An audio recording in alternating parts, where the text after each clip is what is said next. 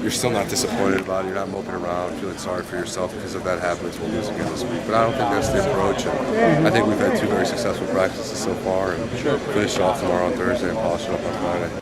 That was Butrym, Wisconsin defensive tackle. I'm Mike Fiammetta, sports editor at the Badger Herald. We're here to talk Wisconsin-Purdue this week. The Badgers, of course, coming off 2 absolutely crushing losses at the road at Michigan State, and then at Ohio State. The Badgers are no longer control their own destiny, unfortunately. They need to absolutely win the rest of their games and hope for Ohio State to lose and Penn State to lose if they want to have a shot at getting to Indianapolis for the Big Ten championship game.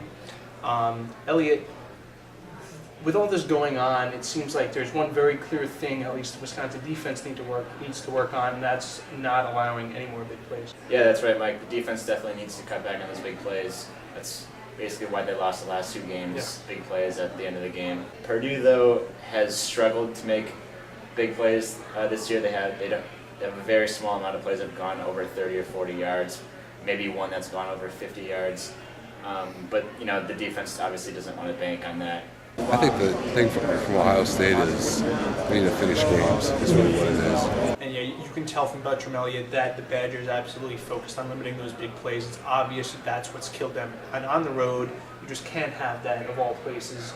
Tough Big Ten environments, can't give up those 30, 40, 50-yard runs. Kelly, on the other side of the ball, the Badgers also have some things they can work on, especially coming off how, of all things, they struggled to run the ball against Ohio State, which you never see from the Wisconsin team. Yeah, Mike, against Ohio State, they only got 89 yards on the ground.